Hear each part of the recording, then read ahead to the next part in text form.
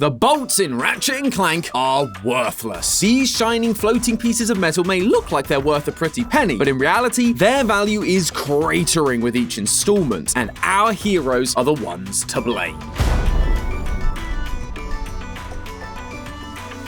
Hello Internet! Welcome to Game Theory, the show that's always throwing an omni-wrench into the works. And today is a very special episode for me, friends. Here on Game Theory, we love to ruin your childhoods. It's literally our tagline. But for this episode, I'm going back and ruining my own childhood. While I was always a fan of Nintendo titles like Mario, Zelda, and Pokemon, I actually started my gaming life as a Sony kid, playing games like Crash Bandicoot, Spyro the Dragon, and Ty the Tasmanian Tiger. But one of my absolute favorites from that era, and one of the few Sony mascots that's still going today, was Ratchet and Clank. This series is what you get when you mix a 3D platformer with a third-person shooter, and it was so much fun. The story is primarily about this alien feline character named Ratchet and his very polite robot sidekick, Clank. Together, they become heroes of the galaxy, with people seeking out their assistance in future titles. I used to play these games over and over again, and yet, for some reason, my dad could never remember the name, and so just called it Plinkit and Plonkit, which 8-year-old me thought was just as hilarious as the in-game dialogue. Look,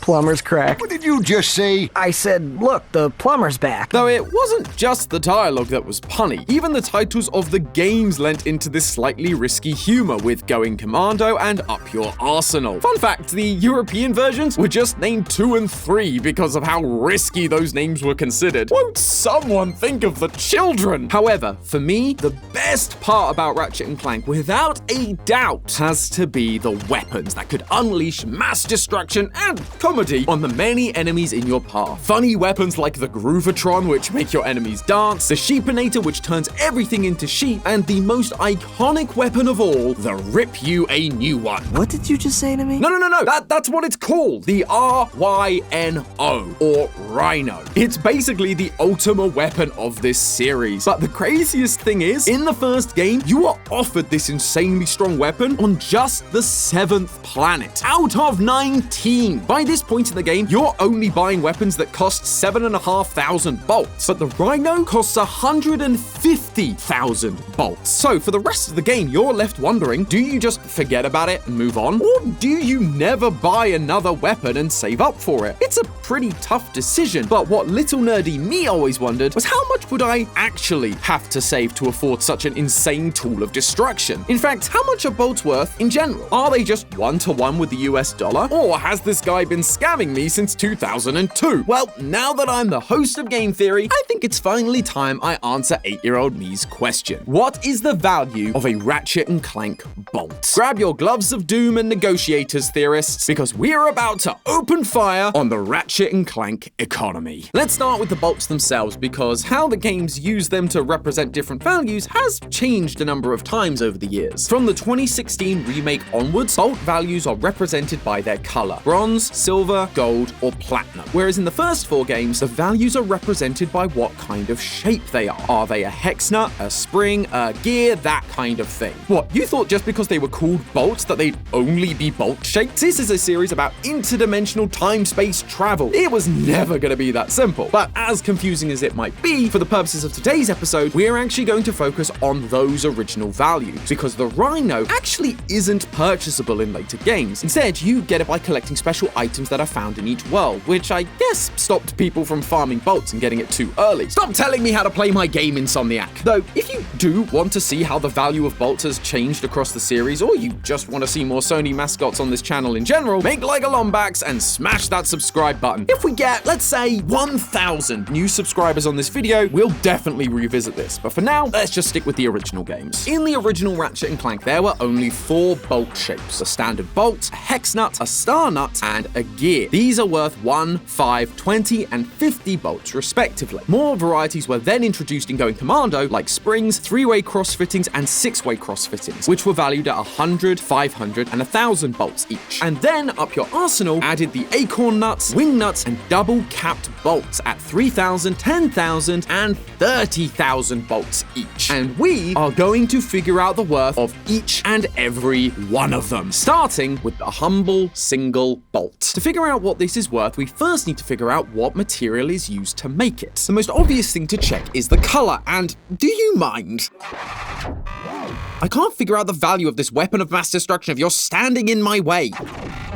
Yes, I know your weapons are much more cost-effective.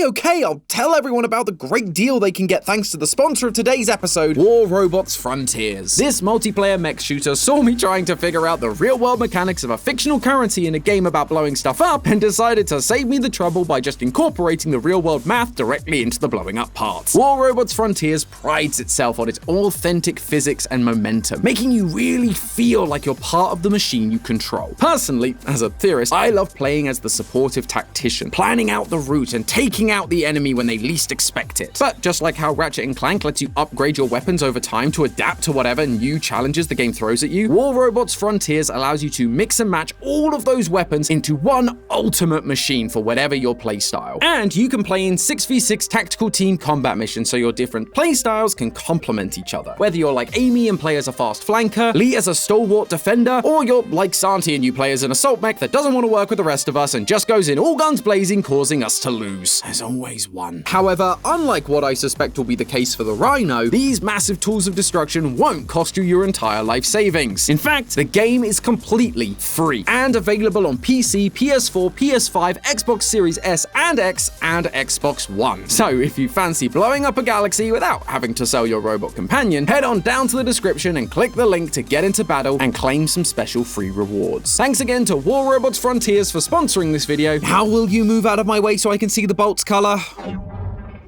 Thank you. So let's see what you're made of. In the first game, bolts usually have a grayish silver appearance, which, as you might expect, is the color of most metals, so not narrowing down the search much with that one. Instead, I started looking at how the items act in the game, and the biggest thing that stood out to me is that we can use tools like the bolt grabber or the metal detector to draw bolts towards us from far away and even underground. Kinda like how Sonic can draw in rings with his lightning shield. Whatever these bolts are made out of, it has to be a magnetic material. That immediately rules out obvious silver metals like, well, silver, and leaves us with just a few options: iron, nickel, cobalt, steel, gadolinium, and dysprosium. But in order to crown a winner, there is one other factor we need to consider: what this currency actually is. Bolts. Bolts are used for building machines, robots, and all the gadgets we encounter within the game. Plus, these things fly all over the place after getting smashed out of boxes or bursting out of robots that have been blown to smithereens. And yet, they don't lose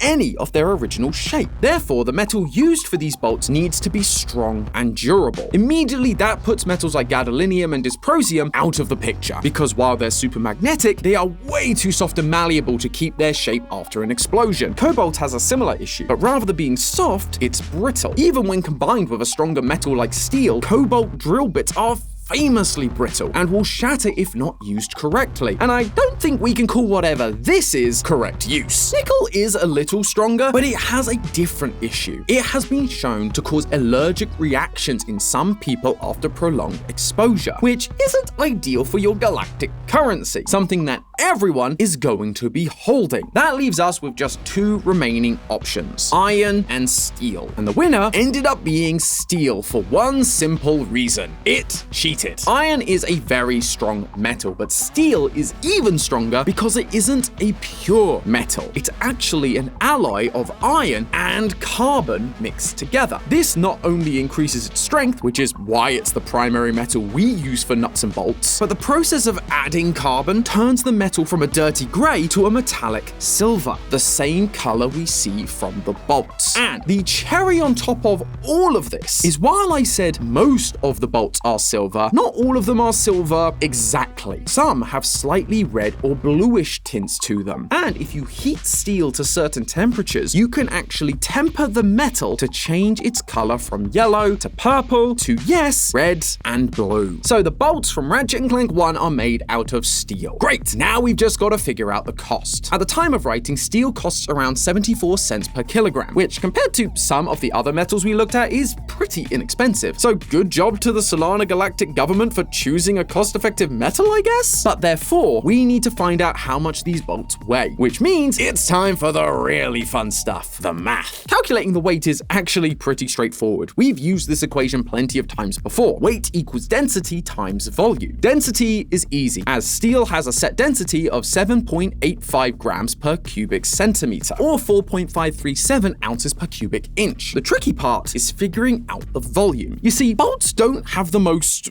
conventional shape. If it were a sphere, a cube, or even a ring, it would be pretty easy to calculate. But a bolt is a bunch of different shapes all smushed together and has all these edges and grooves going on. So pixel measurements weren't gonna cut it this time. Fortunately, just like my favorite Pokemon Eevee, we theorists have evolved a little over the years. We are no longer bound by the techniques of old and have learned to use the holy tool known as Blender. With this, we can just take the 3D models from the game and accurately measure each bolt's volume with zero uncertainty. This reveals that the standard bolt has a volume of 0.0254 cubic meters, or 0.898 cubic feet. So we just plug that into our equation and that gives us a weight of 199.4 kilograms, or 439.58 pounds. That's the weight of a BMW 650 GS motorcycle. And as someone who has owned that bike, let me tell you, those things are hard to pick up when they've fallen over, let alone carrying thousands of them in your pockets. With our original cost of 74 cents per kilogram, that would make a single bolt worth $147.55, making a single ammo refill for the bomb glove worth $738. The glove of doom would cost you $1,106,625. And the rhino, the most expensive item in the game, the item you spend hours grinding for bolts in order to get, would cost you, get this, $22,132,500. I don't have that kind of cash. I have a hard time buying something that's a few $100s. This is just a completely unobtainable item, and it only gets more expensive from here, friends. In the next two games, they decided to change the bolt color from various shades of silver to gold. Maybe they just couldn't be bothered to keep heating the metal to different temperatures to get that color change and just said, stuff it, everyone likes gold. It wouldn't be a bad time-saving measure, but it does mean we have to find a new material. Although this didn't take me as long as you might think, because we already found the only tough, magnetic, and golden material in our video about the value of Sonic's golden rings. It's called neodymium. And with that legwork saved, we can just do our weight calculations again using neodymium's 7 grams per cubic centimeter density. From there, we can see that a single bolt weighs in at 177.8 kilograms, or 391.98 pounds. So it's actually a good bit lighter than our steel bolts, which might make you think that it's worth less, but oh no, friends. Neodymium is worth way more than steel. In fact, it's worth 125 times more, coming in at $92.51 per kilogram, making the real-world value of a single bolt in Ratchet and Clank 2 and 3 $16,448.28. The ammo for one of the most basic weapons, the gravity bomb, in this game would cost you $822,414. If you had the desire to turn your friends into ducks with the quack array, you would need to have 3,289,656,000 in the bank. And the Rhino? Well, there's two Rhinos, one for each game. The Rhino 2 would cost you $16,448,280,000, and the Rhino 3, or Rhino, I guess, comes in with the enormous price tag of $49,343,840,000. That's Jeff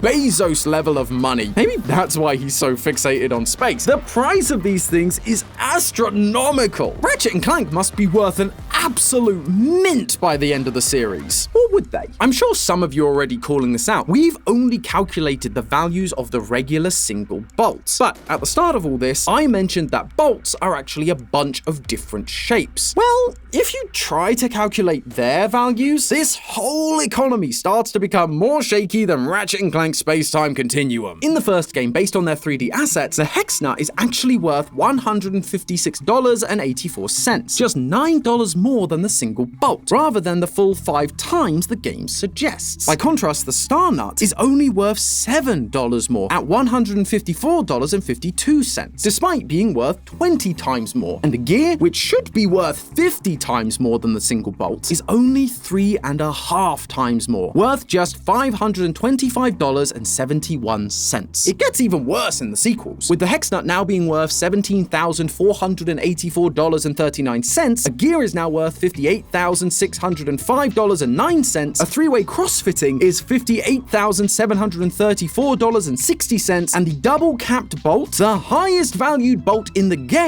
is worth just $95,516.58, which sounds like a lot, but it's not 30,000 times the value of a single bolt. This would mean that to pay for the Rhino 3, you would either need 3 million single bolts or just 516,610 double-capped bolts. The whole system would be broken in minutes. Plus, their actual physical value doesn't align with the order of their value in the game. The acorn nut is actually the most expensive by weight at $136,702.03, and yet wing nuts are considered 3 times more valuable, even though in reality they are only half the value by weight. The math just ain't mathin', and there's one very specific reason for that: the type of currency. See, the way we've been measuring the value of these bolts is similar to how we used to use what was called the gold standard. Basically, the worth of a country's currency was tied into how much gold the country itself had. More gold equals higher value currency. It's just that rather than gold, we've been using steel and neodymium. But if a certain screw, nut, or bolt has been assigned an arbitrary value with no correlation to what it's actually worth, like we're seeing, then Ratchet and Clank's universe is more likely using a system more reflective of what we use today, and that's known as a fiat currency. A fiat currency is something that represents a monetary value rather than being worth anything itself. We use pieces of paper to denote what it's worth. A piece of paper with a 1 on it is worth $1, but the paper itself is actually only worth about 3 cents. The benefit of this in the economy is that the item itself holds no intrinsic value, and so can only be used for purchasing goods and giving a representation of how much money we possess and have to use. That's why a spring, which is much lighter than a gear, can have a higher value at vendors. They are simply representing a value rather than being based on their actual worth. However, there is one flaw in treating bolts as a fiat currency. They can be used for more than just currency. Nuts and bolts can be used to construct spaceships, cool gadgets, yappy sidekicks.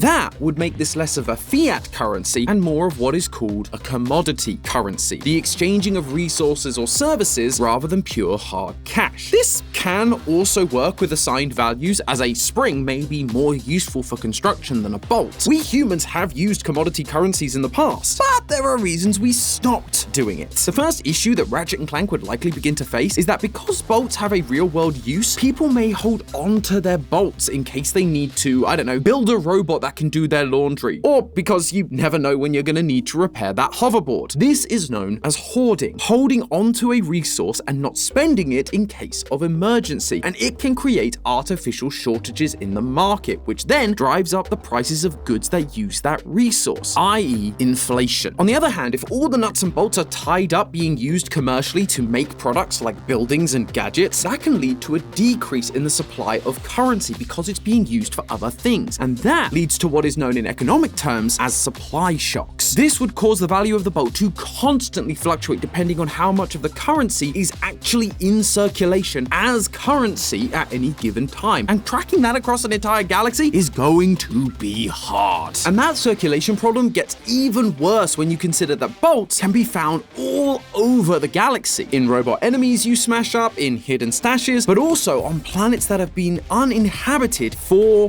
years, like the abandoned mining planet of Tabora and Fastoon. At any point, someone, and by someone I absolutely mean we, could stumble upon a huge amount of scrap metal and bam! We have a bunch of currency. This would suddenly increase the amount of currency in circulation, and we saw firsthand what happens when this occurs during the California gold rush. There was a huge discovery of gold in that area, and a huge influx of gold meant that more people had more to spend, which effectively reduced the dollar's purchasing power, and that forced the prices of goods to increase by an average of 30% 10% in order to keep up. We can actually see this forced inflation taking effect in the games. Take a look at the prices for the standard rocket launcher in each game, the Devastator, the mini rocket tube, and the Annihilator. They all do the same basic thing, fire rockets that auto-aim, but the prices of them have skyrocketed. Pun absolutely intended. But the biggest issue is that the bolts themselves won't last forever. While steel and neodymium are very durable metals, they do still corrode and degrade over time. Steel contains iron, and when it comes into contact with water or oxygen, it oxidizes, producing rust. Neodymium also oxidizes, which is what gives it that golden color. But that also means that over time, it will become weaker and weaker, making it completely unfit for use as either a physical bolt or as a piece of currency, just like the steel bolts. This is especially true on planets like Quantos or the dank swamps of Uzla that have super high humidity that will speed up the oxidization process. If these bolts deteriorate, that's once again less currency in circulation, which again leads to a limited supply, which once again lowers the value of the bolt. All the while, prices are going through the roof. So really, Ratchet and Clank's biggest threat isn't Dr. Nefarious. It's not the dimensions intersecting. It isn't even Captain Quark stabbing us in the back for the bajillionth time. It's themselves, smashing everything in their path, destroying the economy just so they can rip you a new one. But hey, that's just a theory. A game theory! Thanks for watching. And one final reminder to head on down to the description to claim those free rewards from our sponsor, War Robots Frontiers. Enjoy the fireworks, theorists.